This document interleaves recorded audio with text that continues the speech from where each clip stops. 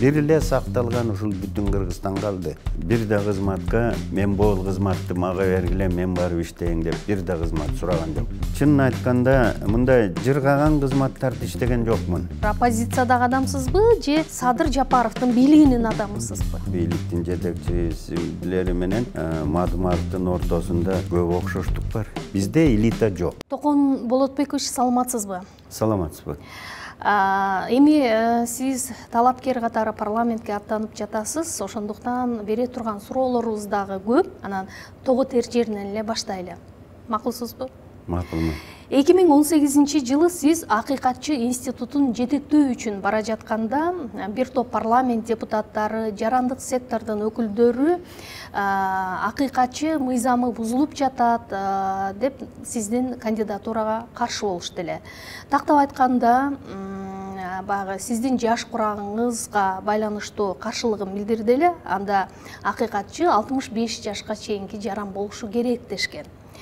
Эми андан бери 4-жылга кетти.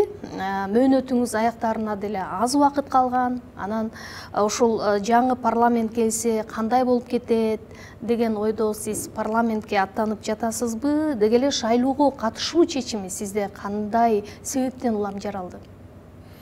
Эми биринчи мен баягы омбудсменге Акыйкатчыга бул кызматка келерде парламентте талкуулаганда бирок ошол жерде бир депутат көтөрдү ушул жашым боюнча, бирок ал кичине туура эмес көтөрүп алды да мыйзамды окубай.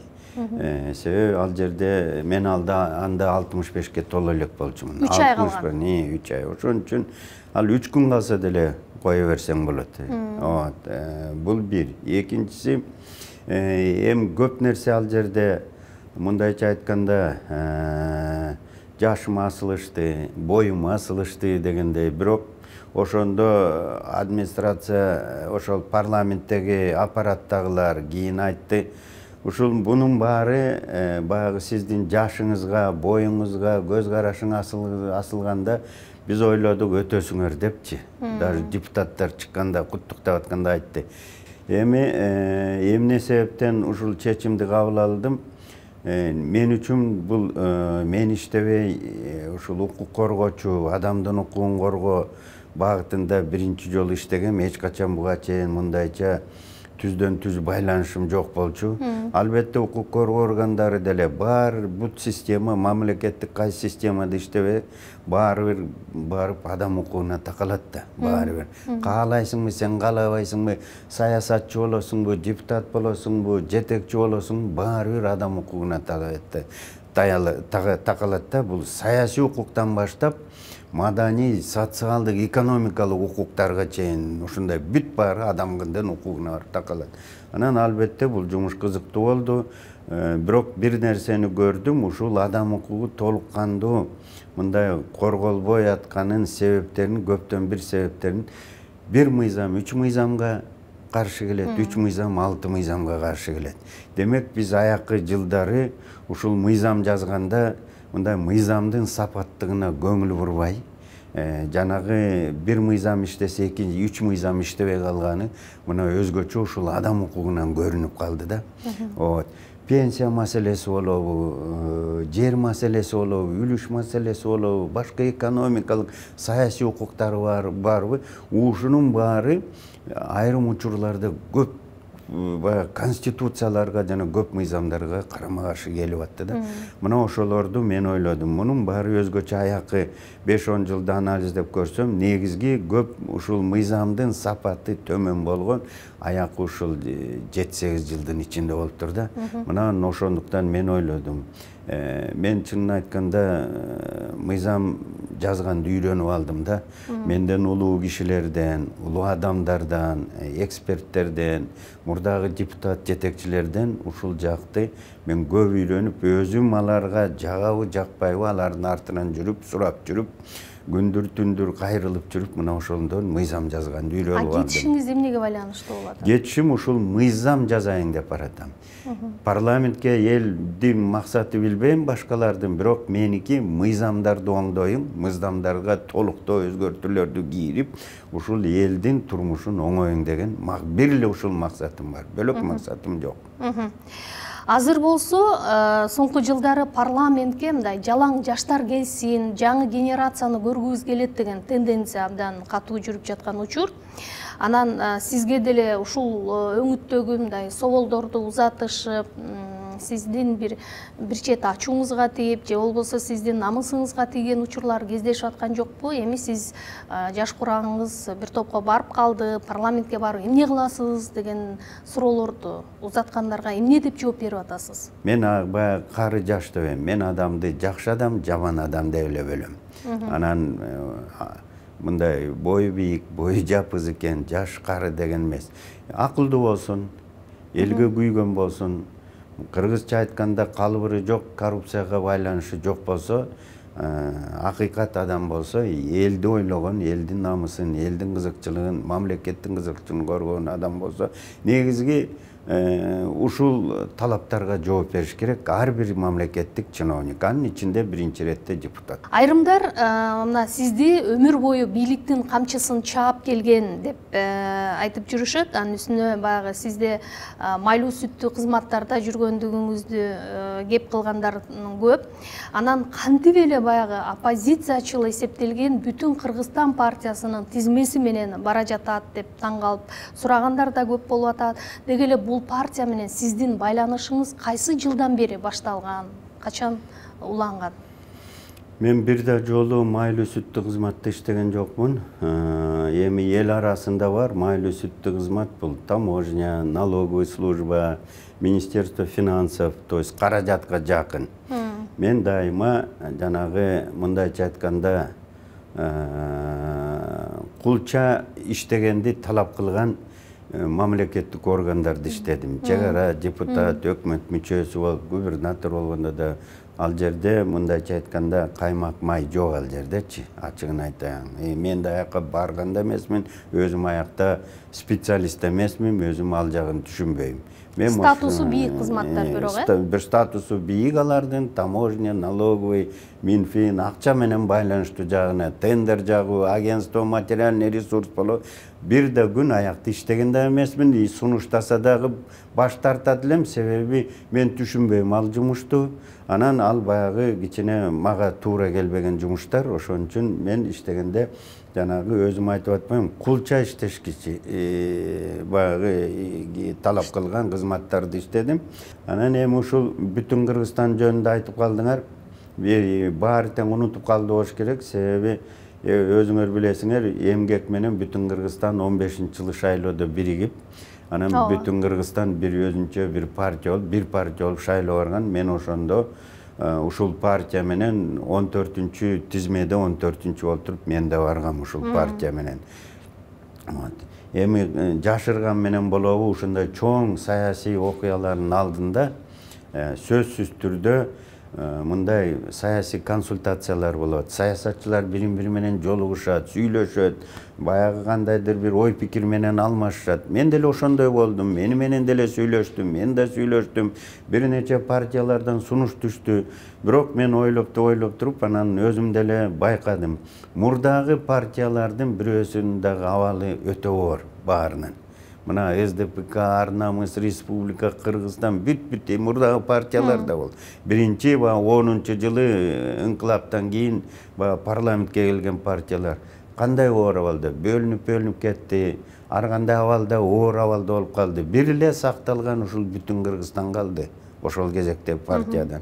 Калган партиялардын эми жетекчилери кандай болуп калды, аларды да эл көрүп билип атат. Мына ошол себептен мен ушул ары бери чуркабай жана жакшы сунуштарга карабай кой ушул 15-жыл ушул менен бардым элем, өтсөм да өтпөсөм дагы ушул партия менен калайын деп ошол чечимди кабыл алдым. Ошондо сизге сунушту партиянын лидери биринчи бердиби же сиз Мадумаров мырзага өзүңүз сунуш киргиздиңизби? Биз буга чейин деле көп эле мындай байланышып, кезигип сүйлөшүп жүргөнбүз, бирок негизи бир кезигишилерде ушул сөздү мен көтөрдүм. Барасыңарбы, барбайсыңарбы, кандай состав менен, кандай программа менен, ошону мен ойлоп туруп анан мен дагы ошондо айттым. Мен деле ушул момда проблемалар болуп аттыр. Мыйзамдардын сапаты төмөн болуп аттыр. Парламент бул мыйзам чыгарчу. Эл ушуну түшүнүш керек да, бул мыйзам эле жарыш керек. Бөлөк эчтеке менен алектенбеш керек да. Элдин турмушун оңдойлук десе, саясий системаны оңдойн десе, кырда тышкы ички саясатты оңдойн десе, бул экономиканы чечем десе, мыйзамды туура жарыш керек. Баягы бири-бири менен туш келбеген, каршы келген мыйзамдарды толуктап өзгөртүш керек. Эми мунун баарын мен баягы мыйзамдардын баарын ыргытып жаңы жазам деген эмес, андай эмес. Азыр бир топ жакшы мыйзамдар бар. Аларды азыр иштеп толуктап өзгөртүп эле коюш керек. Сиз негизи өзүңүз токтоо адамсыз да, алды артыңызды карап, арканды алыс таштап дегендей иш аракет жүргүзөсүз. Сиздин жаныңызда ушул Бүтүн Кыргызстан партиясынын лидери Мадумаров мырза абдан чапчаң, эмоционалдуу билдирүүлөрү менен коомчулуктун эсинде. Анын жанында сиз өзүңүздү кандай сезип жатасыз? Мен көп эле баягы даректе көп эле саясатчылар менен биргиштедим. Баарына эле анын ичинде мага деле көп эле сын пикир айтылып жүрөт. Ар бир мындай жаңылбас жак, мүдүрүлбөс туяк болбойт. Ар бир адамдын бир кемчиликтери да бар, жетишкендик жактары деле бар. Бул кишинин ошол жагын белгилесе, бирок мен бөлөк жагын деле белгилеп кетет элем. Бул кишинин тазалыгы, коррупцияга малынган эмес. Коррупцияга малынып, бир кандайдыр бир терс иштерге барса, бул кишиге 10-жылы асылган. Өзүңөр билесиңер, ушул эле жанагы чек ара боюнча, жана 275 метр боюнча, башка маселелер боюнча чек ара 2015-жылы асылган, алып чыккан. Мына аякы жолу 2019-жылы алып чыккан. Шайлоонун астында шайлоого жөнөлөт атпайбыз деп текшерип, мен ошондо ошол укук коргоо органдарга тапшырылган. Ошол укук коргоо органдарын жыйынтыгын айтып коеюн. Жыйынтыгы бул жерде мыйзам бузуулар болгон эмес. Бул жерде бул маселе 2004-жылы башталган. Биринчи президенттин учурунда мурдагы премьер-министр Николай Танаев Тажикстандын премьер-министри менен сүйлөшүлгөн.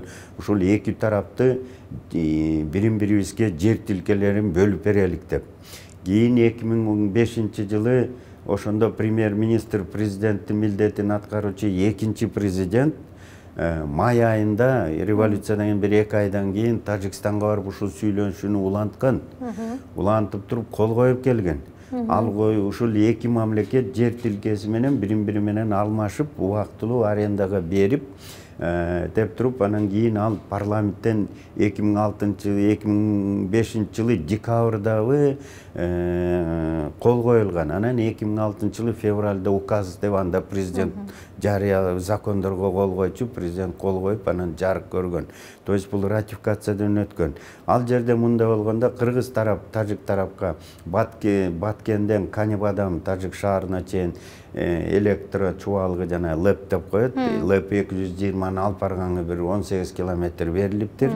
Кыргыз тарапка Тажикстан жанагы чубактын мунундай чубалган жана 275 метрди бериптир. Анан ошол жерден параллельно ошол жолдун жанынан дагы биз Лейлеке Самат, Баткен Айгүл Таш Самат деген жок линия тартканбыз. Ошол линияны тартканда ошол жерден да жер бермек. Бирок тилекке каршы ал жерлер берилбей калып, биз бергенбиз 18. Анан талаш тарыш келип турган эки президенттер жолугуп, анан ошол жерде өкмөттүн токтомуна өзгөрүүлүк кирип туруп, анан ошондо секретарь совбезтерге тапшырыптыр, ушуга кол коюп, жолугуп кол коюп, бул жерлерди бири-бириңерин 49 жылга деп. Бирок бир нерсе, ошол мыйзамда кыргыз тараптын сунушу менен бир нерсе 6-беренесине катталып кеткен. Эки мамлекет бирин-бирине кийин чек ара сүйлөшүүлөр жүргүзгөндө, делимитация, демаркация жүргүзүп атканда ушул келишимге мындай шилтөөгө болбойт деп. Мына 45-49 жыл калдың, бер менин жерим, сенин жериң деп. Сүйлөшүп өткөндөн ким көтсө, ошого өтүп кетсин, ким көтпөсө ошого калсын деп атайын укук коргоо органдар 10-жылы, 15-жылы, 19-жылы ушундай жыйынтык чыгарган. Муну мен эмес, башка бирөөлөр эмес, бул укук коргоо органдар атайын ошол кезекте бийликтер тапшырма берип, ушундай укук чыгарганда, ушундай корутунду чыгарган. Мен ошону эле тастыктап коюп эле элге ачык эле айтып коеюн деп атам да. Айтыңызчы, сиз жалаң мамлекеттик жооптуу кызматтарда иштедиңиз, чек ара кызматын жаңылбасам бир эмес 2 жолу башкардыңыз окшойт. Анан президенттик администрация, Кыргыз алтын ишканасы, губернатор болдуңуз, вице-премьер-министр болдуңуз. Азыр айтор санай берсе толтура да. Анан ошол эле учурда мына жогорку кеңештин 5-чакырылышында дагы депутат болдуңуз. Негизи өзүңүз кайсы кызматта мындай комфорттуу же өзүңүздү ыңгайлуу сезип аттыңыз да, багы өзүңүздүн тарелкада отургандай? Же бардыгы сиз үчүн эле мындай жеңил кетип аттыбы? Бир нерсени белгилеп коелу.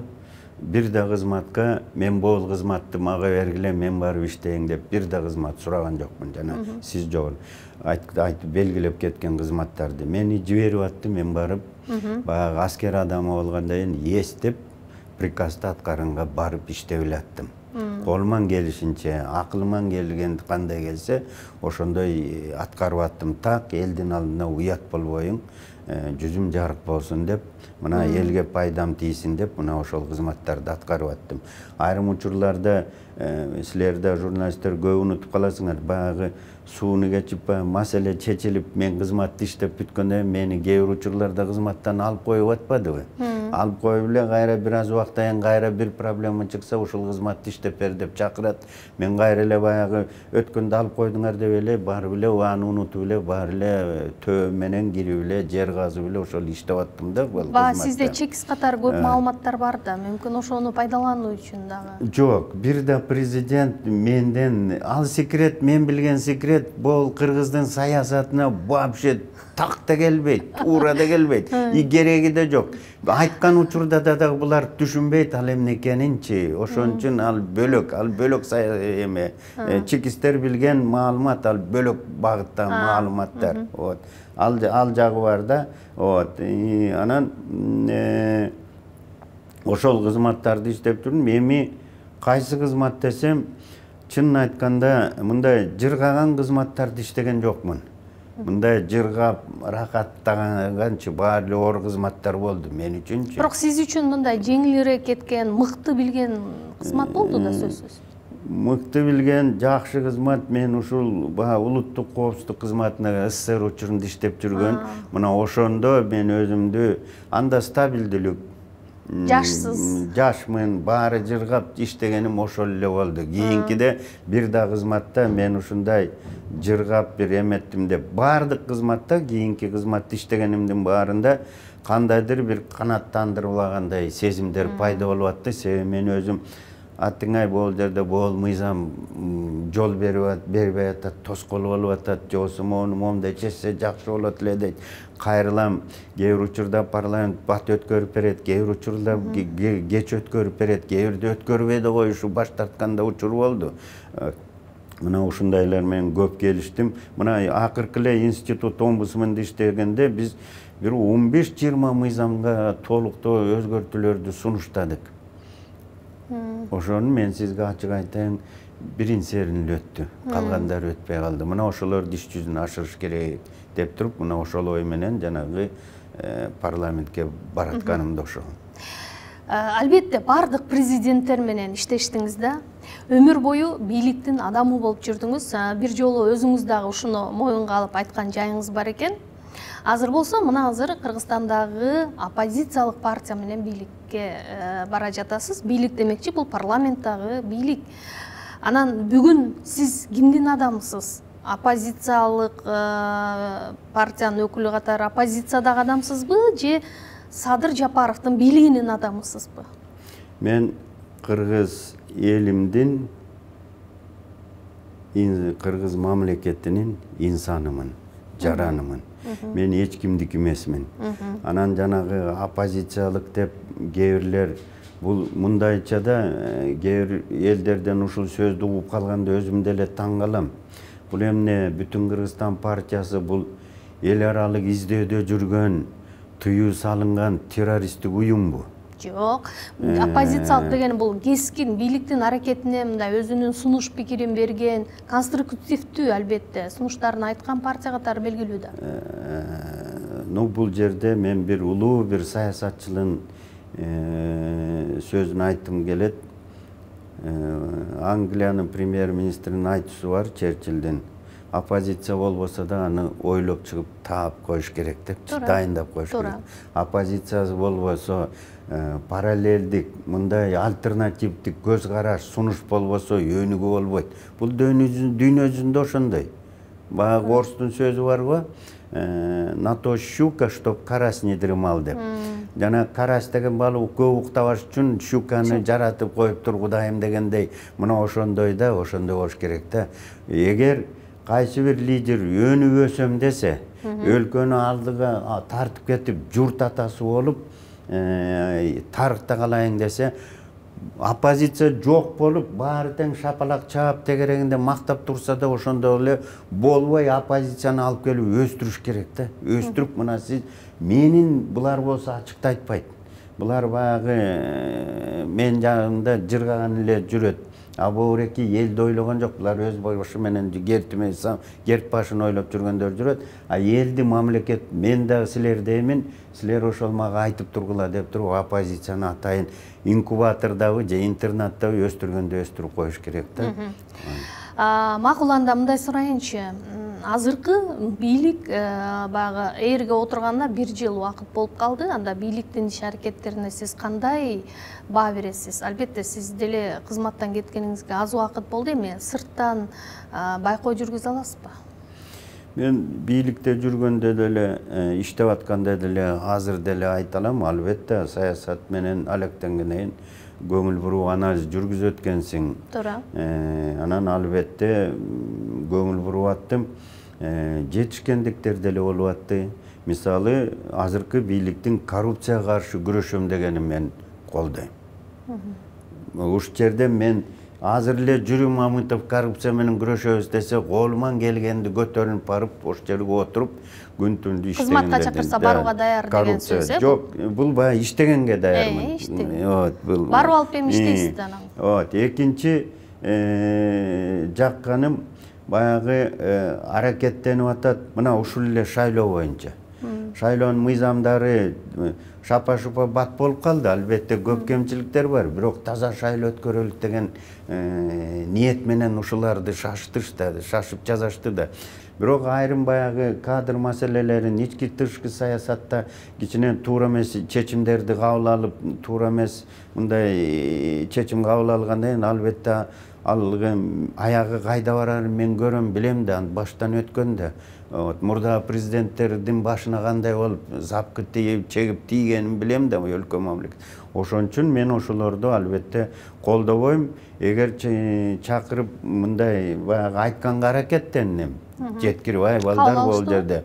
Чынын айтканда угат билебиз, иштеп атабыз, капын санабыз байке деп коет. Иштеп ататкан десем эле жыйынтык жок. Ким билет, мүмкүн 1 эле жыл болбоду. 1 эле жылда баягы 30 жылда чогулган нерсени 1 жылда тазалап түздөп коет дегенден мен алысмын да. Убакыт керек. Бирок дагы 1 жыл күтө туралы, 1 жыл, 2 жылда негизи мен ойлойм, бул айткан сөз менен жасаган иштери мындай кайчы болбосо азыркы бийлик деле иштеп кетет, бутуна туруп кетет. Оппозиция албетте айта берет, оппозиция болуш керек, айтыш керек. Оппозиция эмес, мындайча айтканда баягы мунун баарын оппозиция айтыш керек деген болбош керек. Түшүнгөн, акылдуу, билген адам баары бир айтып туруш керек. Оппозицияга да айтып туруш керек. Президентке де, өкмөткө де, депутатка да, жөнөкөй коомчулукка да айтып турган ошондой инсандар керек бизге. Бизде ошондой инсандар жок болуп атат. Бул инсандар, бул элита деп коет. Бизде элита жок. Саясий элита да жок, экономик элита, военный элита, баягы социалдык көп элита. Бизде жок. Бизде баягы убактылуу эле баягы тиге жагып бирдеме дейм, буга жагып тиги сөз сүйлөп коюң дегендей эле бир өзүнө ыңгайлуу зонаны таап алышкан. Мындай чиновниктер бар. А элита деген жок. Элита деген жанагы мына ошол эле Чыңгыз Төрөкул Шайтматов, Жусуп Абдрахманов, Исхак Разаковдай мына ушундай элита болуш керек да. Оппозиция демекчи, Кыргызстанда мындай системалуу оппозиция болбой келе жатат деген пикирлер айтылып келет. Анан азыр болсо бүтүн Кыргызстан партиясынын лидери бийликтин аракеттерине, бийлик дегенде мына жаңы бийликтин аракеттерине кескин сын пикирлерин айтып келди. Буга чейин билдирүүлөр менен чыгып атат. Анан менде мындай ой жаралат да, сиз буга чейин азыр бийликтен кеткениңизге, омбудсмен институтун жетектеп кеткениңизге аз эле убакыт болду эми кызматты тапшырганыңызга. Сиздин мындай лоялдуу бийликке карата мамилеңизди эске алганда, Адахан Мадумаров менен азыркы бийликтин ортосундагы бир компромисске келүүчү жолду таап жаткан көпүрө болуп аткан жоксузбу? Же ошого алып барат турган оюңуз барбы? Мисалы мен ойлойм, ушу азыркы бийликтин жетекчилери деп айтайын, баары бүт бийлик эмес да, бийликтин жетекчилери менен Мадумаровдун ортосунда көп окшоштук бар. Көпүрөсүз элечи. Мисалы тиги тарап, бул тарап деле өлкөсүн өнүксүн, элдин турмушу оңолсун деп атат. Бул эң негизги да. Мыйзамдуулук болсун, коррупция болбосун деген. Бул жагынан окшоштук бар. Бул жерде көпүрө болчу, далдачы болчу деле киши кереги жокко дейм. Булар анс деле азыр сүрүшүп келип эле баары бир көз караштары бул жагынан бир экенин, булар ушул жыйынтыкка келет. Бирок ой башка, анан аракет башка да. Бирок эмал ой аракеттер өзгөрүлө берет убакыт сайын, мезгилге жараша болот, ситуацияга жараша болот. Өзгөрөт. Бийлик тараптыкы дагы, партиянын лидери тарап жагынан деле бул өзгөрүлө берет. Бул бир. Экинчи, мен айтарым, баягы партиянын лидери азыр айтып атат деп мен буга макул эмесмин. Бул киши мен билгенден бери Бакиев менен иштеп жүрүп деле экинчи президентке көп сын пикир айтчу бул киши. Манын баарын а кишиден улуксаат сураган жокмун. Жыйындарда баягы тар чөйрөдө жыйында президентте отурганда бир 3-4 киши жетекчилер отурчубуз. Ошондо башкаларыбызга караганда бул киши ошондо деле сүйлөп жүргөн. Биринчи президентке деле, экинчи, үчүнчү, төртүнчү, бешинчи баарына эле сүйлөп келатат. Анан башкаларыбыз кичине мындай отуруп калабыз да, айтсакпы, айтпасакпы, түшүнөбү, түшүнбөйбү, кабыл алабы, кабыл албайбы деп, жакшы көрөбү же жаман көрүнүп каламбы, мунчукпай эле коеюң баягы деп кээ ушинтип мококтонуп туруп калган учурларыбыз болгон да. Муну алыш керек моюнга. Бирок ошондо учурда бул киши ушул мага кызыкчылыгыма жооп берет экен деп унчукпай калган күндөрү болгон жок. Аябай ички тышкы саясат боюнча чоң маселелер болгондо, мисалы мен өзүм ошонун күбөсүмүн, тар чөйрөдө отурганда экинчи президент кескин түрдө мындай сүйлөп, кескин түрдө өзүнүн позициясын айтып, ош жерде түшүнбөстүк болгонго чейин көп учурлар болгон. Бирок мен байкадым, кийин ошол жетекчилер деле түшүнүп, бул жерде сеники туура экен, бул жерде меники туура экен, кел моунду алып баралык деген, мен ушундай нерселерге күбө болдум. Ошон үчүн оппозиция деселе, кээ бирлер бар, оппозицияны туура эмес түшүнөт. Оппозиция деселе баягы мындайча айтканда болор болбос нерседен чоң нерселерге аралаштырып баарын чампалай берет да. Бул кичине туура эмес. Оппозиция болобу, оппозиция эмессиңби, бийликсиңби, бийлик эмессиңби, баарыбыз бул Кыргызстанда жашагандан кийин, кыргыз болгондон кийин, кыргыз элибиз болгондон кийин эң биринчи ушул экөөнү ойлош керек. Мамлекет менен элди ойлош керек.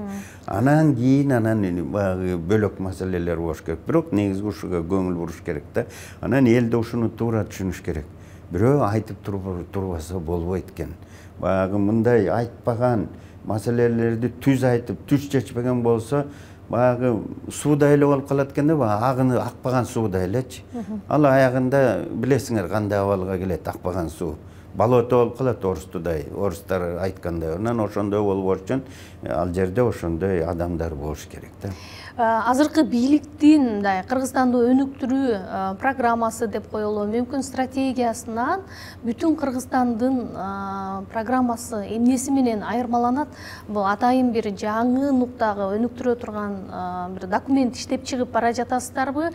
Же негизги ресурс бул адамдар, анан ким кандидат болот, партияны ким жетектейт деген эле мындай лозунг барбы азыр? Жок, бул мен 15-жылы дагы бул ушул партия менен шайлоого барбадым. Бул ошондо атайын бир жакшы бир программа түзүлгөн. Азыр дагы программаны алып окудум. Чечим кабыл алаардан мурун кабыл алып окуп карасам, бир нерсеге мындайча айтканда мага жаккан нерсеси бар. Мен баягы өзүңүз деле айтып кетпедиңизби, көп жылдан бери бийликте жүрөсүз деп, 30 жылдан бери, туура 30 жылдан бери жүрөм. Ошон үчүн мен салыштыра алам. Биринчи президент учурунда эмне болгон, кандай экономикалык саясат болгон, ички тышкы, экинчи, үчүнчү, төртүнчү дегенде 5-6 чейин салыштырсам, бул партия ошол 3-4 программанын жакшы нерселерин камтып кеттир. Элдин биримдигин, өлкөнүн стабилдүүлүгүн, саясий стабилдүүлүгүн, үчүнчү багыт экономиканы кантип өнүгүш керек.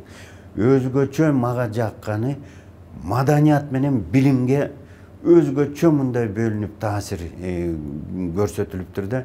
Мен ушуну айтып кетет элем. Жанагы биз тигинтибиз өнүктүрөбүз, мынтип өнүктүрөбүз, Швейцария болобуз, Турция болобуз деп жүрбөдүкпү? Эмне үчүн мунун баары? Ниет жакшы да. Элдин ниети да жакшы. Эл аракеттенип ошого ишенип ээчип атты биздичи. Бирок тилекке каршы максатка жетпей аттык да. Эмне себептен? Биз билим менен маданиятка көңүл бурган жокпуз. Билим менен маданият аркылуу биздин Кыргызстандын байлыгы кумтордун алтын эмес, мөңгүлөрдө эмес. Бул жаратылыш берген, Кудайым берген. Мөңгүлөр деле эрип баратат, алтын деле түгөнөт. Эң биздин болгон бир эле байлыгыбыз бар. Бул эл, адам. Адам ресурсу. Вот ошол адам ресурсту, ошол жөн эле адам ресурсу эмес, башка мамлекеттерде кылып, өнүккөн, баягы философтор, элитасы барлардын мамлекеттерде кылып туруп, ушул элди мындайча айтканда элдик адам ресурстарын сапатын жогорулатуу. А бул сапатын жогорулатуу бул маданият менен билим аркылуу. А баягы жекелеп пенсия эмес, туура алардын жашаган жери, тамак ашы мындай сапаттуу болуш керек. Бирок эң биринчи адамдын билими, адамдын маданияты. Ушул аркылуу, мына ушул программа. Бул биринчи, экинчи, үчүнчү, төртүнчү президенттер деле каптап кеткен программаларды, өкмөттөрчү. Бирок мындайча каптап коюп эле, анан муну иш жүзүнө ашырган пландар болуш керек да. Иш чаралар уруштуруш керек да. Мына ошолор болуп иштелип чыкпай калган. Мына ошол мен ойлойм, бул партияны ушуну каптап жазып кеткенден кийин, демек ушул партиянын арасында эксперттер бар, үйрөтөт. Биз билбесек, моундай, биз ушуну эмне үчүн жаздык? Моундай жол менен барсын деп жаздык дейт. Азыр чындыгында эле коом ушу илим, билимге мындай суусап, анан коомдо бул жагынан келгенде мындай деградация болуп, майдаланып бараткандай таасир калтырат. Бул жакшы жагы экен программаңыздарда. Анан мына биз билгени сиздин кичи мекениңиз бул Ысык Көл облусу. Анан эгер жаңылбасам, партияда дагы азыр ушул Ысык Көл облусун координациялап атсаңыз керек өзүңүз. Анан облус мындай буга чейин социалдык, экономикалык жактан багы мындай бир топ көйгөйлөрү чечилбей келгендиги айтылып жатат. Багы кумтөрдүн үлүшүн толук пайдалана алган жок, Ысык Көлдү өнүктүрүү фондунан эч кандай каражат түшкөн жок депчи. Сиз бул өрөөндүн кайсы көйгөйүн көрүп турасыз? Жана ал партиянын программасына кирдиби? Эми бул жерде Ысык Көл эмес, Чүйдү дагы кичине штабтан тапшырылды мага. Эми эки областтын тең чынын айтканда окшоштугу көп экен. Бул таза суу маселеси биринчи, жол маселеси, канализациянын жана очистный сооружение деп коебузго, ошол маселелер ушул көп жерселдерде чечилбептир. Дайыр окуштук чүй менен көлдүн бул баягы мурда ийри ишканалар бар болчу. Ошол эле Караколдо, Токмокто, Кара-Балтада ошол ийри ишканалар баягы мындайча сатылып тонолуп кетиптир. Бул баягы азыр эми дайыма эле ушинтип жашай бербейбиз да. Бир кезек келет бир убакыт, экономика оңолот, өндүрүш оңолот. Мына ошондо ушуларга ушул зданиялар бизге керек болот. Мына ошол Токмоктогу эле радиозавод, Токмоктогу киноавтный фабрика, Кара-Балтадагы кандай заводдор бар эле, анын ичинден автомобиль ремонт заводу, Токмоктогу завод, Караколдогу заводдор, шахталар. Мына ошолордун баарын азыр өкмөт ошолорду инвентаризация кылып окот, ошолорго бир көңүл бурсак. Дагы бир окшоштук маселе жер маселеси. Жер маселеси, жер чыгарган фабрика, завод жок да дүйнө жүзүндө. Анан ушул жер маселени, ушул жердин 8 категориясы бар. Айыл чарба категориясынан баштап земля особого предназначения деген бар, жана коргоо министрлиги коопсуздук маселелери. Мына ушул 8 категориянын жерди инвентаризация кылыш керек. Канча жерибиз калды? Канча жерибиздин эрозия кылып талкалап алдык? Канчасын сактап калыш керек? Канчасын туура эффективдүү пайдаланыш керек? Ушул маселе чүйдө дагы, көлдө дагы, Баткенде дагы, Нарында да бардык. Кыргызстандын ар бир булуң бурчунда бар. Мына ушуга көңүл бурса. Анан жол маселе дегеним бир эле мисал. Мына ол эле Челпек талалы канча жылдан бери жанагы Челпекке барган жолду билесиз. Ошону ремонттоң, ошону балансты бул айыл өкмөттүн балансында деп өкмөт карабайт. Айыл өкмөттө каражат болуп же өкмөттө акча бөлүп бербейт. Мына ошон менен жолдордон ажырап талкаланып атабыз. Бул аябай көйгөй да, бул бардык аймакта бар. Бул көп жеке Челпек эмес, жанагы Кыргызстандын көп жерлеринде. Көп жерлеринде Баткен болобу, Чүй таласын болобу, Нарын Өскөлүн болобу, Ош Жалалабадын бардык жерде бар. Анан бул жагы бар экен. Экинчи, ушул жерде да бир айрым фактылар бар экен. Мына көлдө жана санаторий Жетөгүз деген дүйнө жүзүнө белгилүү космонавттар барган санаторийдин ош жерде айылдын госактысы жок бүгүнгө чейин. Ошол санаторийдин турган жанагы корпустары, анан жана сотрудниктер жашаган үйлөрдүн ошол 112 гектар жердин проблемасы чечиле элек. Мындан бир нече жыл мурун бир профсоюз чечип макулдугун берген өкмөткө. Ошону берип, элге берип, эл ош жерге жер үлүшүн алабык, бирдеме куруп алсын, богуреки жер туура чечип алгыла деп чечим чыгарып берсе, ошону өкмөт ошол жылдан бери 2010-12 жылдан бери бүгүн мына 10 жылдан бери ушул маселени чечпей келиптир. Эл кыйналып атат. Бул маселе бар. Социалдык маселени алсак, мына көлдү эле алайын. Бир эле мисал. Көлдө Темир айыл өкмөтүндө, Скөл районунда билесиз өзүңүз. Ош жерде илгери өрүктү, азыркы илгери бир Ленин совхозу болчу. Бүгүнкү күнү ошол Ленин совхозунда бир 200 киши иштечү ошол кезде. Бүгүн ошол 200 киши пенсия ала албай атат. Себеби бир учурда ошол совхоз мамлекетке жана соцфондко, налогко бир 70 000 сом азыркы карыз болуп калган. Жаны налоговый кызмат чече албай атат, же соцфонд чече албай атат. Эми аны жеңил эле да чечиш. Өкмөт мына мен ошол маселени да көтөрүп кат жолдодум азыркы премьер-министрге, кабинет министринин төрагасына. Ушуну бир жумушчу топ түзүп, ведомство аралык комиссия түзүп эле муну бир эле токтом менен эле чечип койгулачы, 200 киши пенсия алып калсын деген. Мына ушундай маселелер көп. Жанагы ТЭЦ маселелери, тепло, электроэнергия маселелери, бул бардык жерде окшош маселелер бар экен. Кара-Балтанын экономикасын жандандыруу, Токмоктун экономикасын жандандыруу. Жана илгери Кайынды деген билесизби, кабельный заводубуз бар болчу, дүйнө жүзүнө тааныган. Мына ошонун маселеси эмне болду? Мына ушуларды мен ойлойм азыркы өкмөт келип жакшы программа түзүп анан мени кубандырганым эми канчалык бул иш жүзүнө ашат жана 2 эсе бюджетти көбөйтөбүз деп атпайбы. Мына ошол 2 эсе бюджетти көбөйткөндө жана мен айткан Ысык көл, Чүй, Баткен, Таласта моундай промышленный потенциал ресурстар объектилер калды да каралбай талкан. Мына ушулардан баштап кетсе кичине жумуш орун болуп жана чет өлкөдө Россияда эптеп жанын багып үй бүлөнү алжыргагандан барган жок биздин мигранттар, эмгек мигранттар. Айла кетип ошол үй бүлө алам, балдарымды багайын деп ошол жакта жүрөт да. Ошолорду кайра алып келишти, мына ушулардан оңдоп башташ керек да. Анан дагы бир нерсени айтайын, бир эле мисал жетсат маселеси. Азыр мына жетсат жетишпей атат деп частный жетсаттарды ачып атабыз. Токмокту эле бир эле мисал келтирип кетейин. 18 жетсат муниципалдык жергиликтүү бийликке тиешелүү да органга.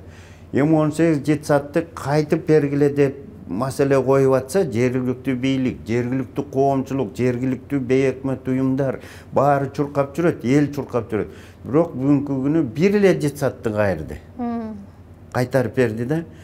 Бул жерде укук коргоо органдары биринчи иретте прокуратура мыйзамдуулукту көзөмөлдөгөн прокуратура мына ушуларга прокуратурадагы туура иштеп ушуга көңүл бурса, мына ошондо анан биздин турмуш оңоло баштайт. Анан баарын эле эл дагы бир баягы бизде бир эме саясий системаны оңдойбуз деп илгери бир саясатчылар көп айтпады беле өзгөчө 10-жылда. Ошонун аягына жете элекпиз. Байкасаңыз азыр премьер-министр же кабинет министри же спикер бир ай болбой калсынчы, эл турмушубуз жылбай калат. Себеби биздин саясий система, мамлекеттик башкаруу системаларын оңдош керек да.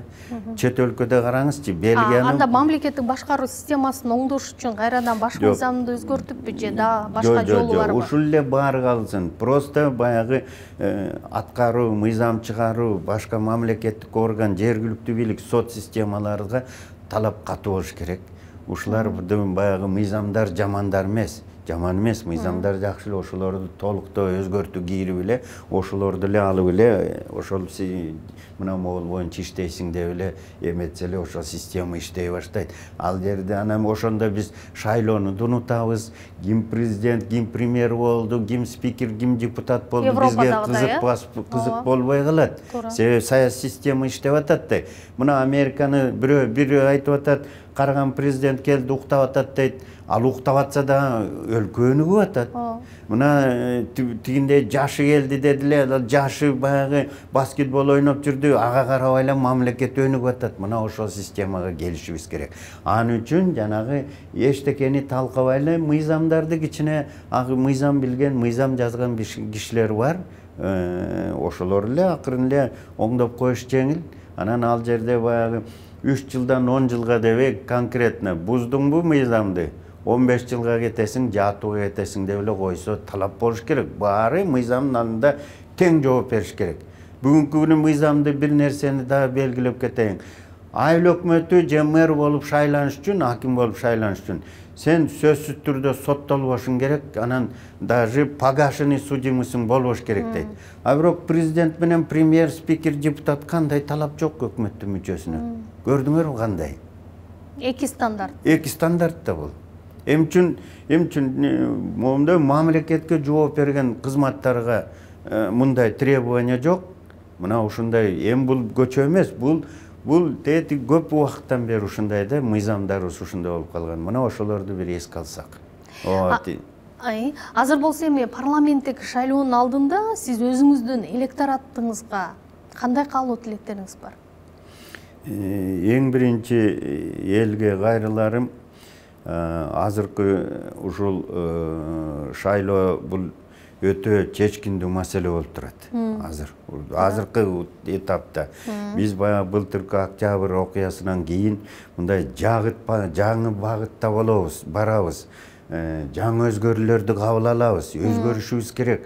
30 жылдан бери биз элдин мындайча айтканда келечегин талкалап үмүтүн уурдадык. Ооба. 30 жылдын ичинде. Мына ошонун баарын кайра орнотуп көрсөтүш керек элге. Азыр идеологияны, кыргыз коомунун философиясын аныкташ керек. Азыр жана билимдүү, илимдүү, маданияттуу инсандар келип, кары жашына карабай, ошол кыргыз философиясынын негизинде мен дайыр жолу мындай белгилеп кетейин. Кыргыз философиясынын негизинде кыргыз идеологиясы болот. Кыргыз мамлекетинин, кыргыз элинин улутуна карабай, көз карашына карабай, диний көз карашына карабай, ошол мамлекеттик идеология болуш керек. Анан ошол идеологиянын негизинде анан саясатты аныктап коюшубуз керек. Ички, тышкы саясаты. Мына ушуну жасаш үчүн мына азыр билимдүү, илимдүү инсандар керек. Анын жашына кары деп карыны какпай, жаш деп жашты силкибей, орто муун деп орто муунга терс карабай, ошондой акыл эстүү билими бар адамдарды, ал артында калбыры жок, коррупцияга малынбаган таза инсандарды силер азыр өзүңөр мындайча айтканда акыл калчап кабыргаңар менен кеңешип туруп, ошондой таза инсандарды шайлап койсоңор, анан ошондой турмуш оңолот. Баарын эле бийлик жасаш керек деп бийликке жүктөгөн болбойт. Элдин да жоопкерчилиги мына азыр. Айрымда өткөндө президент да белгилеп кетпеди, мына мыйзамдар жазылды, эч ким киришпейт, баары таза болот. Ким чиновник киришсе мен жумуштан аламын деди, мына шарт түзүп берди. Эми эл иллюстрация кылыш керек. Баягы коррупционерлерди жана мыйзам бузгандардан алыс болуп эле жакшы, таза, акыл эстүү, турмуштуу, мыйзамды түшүнгөн, билген инсандарды шайлап койгула.